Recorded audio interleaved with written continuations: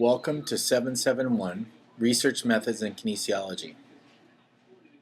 This is a little overview of the syllabus, so you understand where you're going in the next 8 weeks. This is an action-packed class, which really comes down to the idea that you have to be on the ball.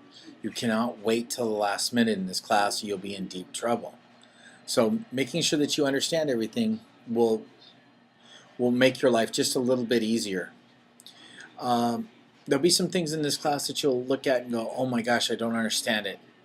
Focus on it, ask questions, do the things that you need to do, and we will work together to have you understand this.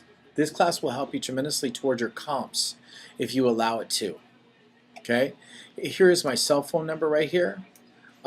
You're welcome to use it. Call me. I will call you back. If you have to leave a message, make sure that you say you're from Fresno Pacific, and leave a detailed, make sure your name and a detailed phone number where I can find you. Again, we start on January 13th, we go to March 9th. This is the purpose of the class. Course description, the mission statement for the Master of Arts in Kinesiology. Here are your learning outcomes, and then here are your student learning outcomes. I'm not going to go over them. You need to take a look at them because it will help you show the direction of where the class is going to go. On the next page, the tentative class schedule. I always use this as a checklist. Even I use it as a checklist to make sure that I've graded all of them. Okay? It's just real important that you stay on top of this because each week there's something, and some weeks there's multiple things to do. This is our required text, the Thomas, Nelson, and Silverman Research Methods in Physical Activity.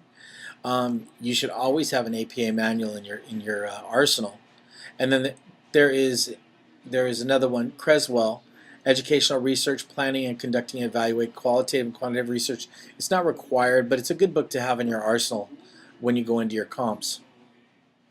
Here it is, examinations, 2 at 100 points each. You have a research paper, 200 points.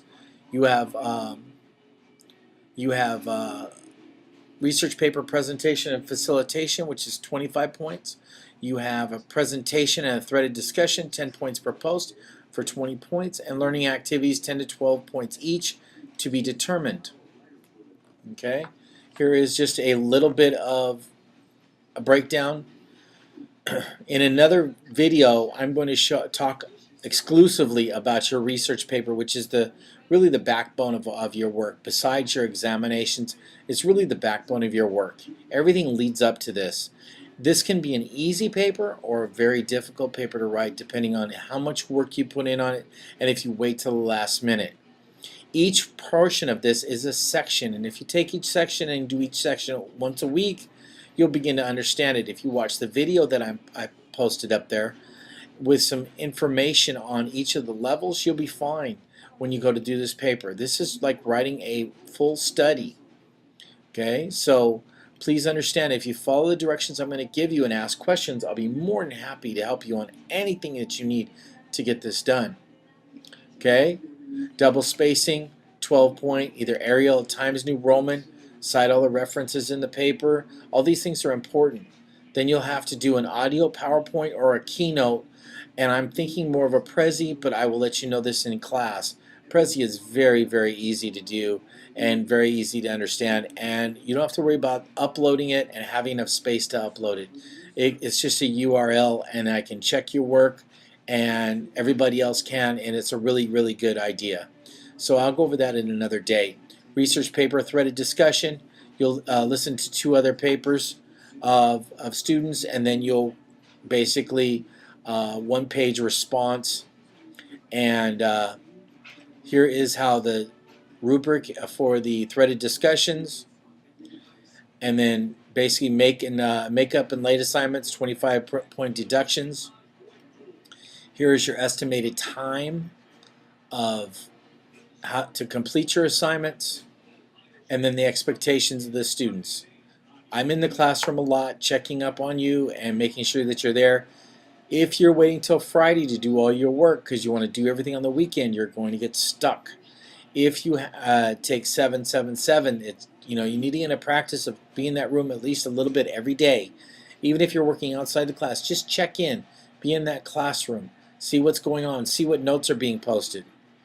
getting help in this class, you can post in the question and answer form, which is not the greatest, or call me or text me or email me. That's the best thing. I'll get back to you ASAP by using the voice, the text, or the email. Okay? Make sure that we're being prudent in the classroom with our netiquette, and make sure you read this and understand that. If you have access with Moodle, you need to call the help desk.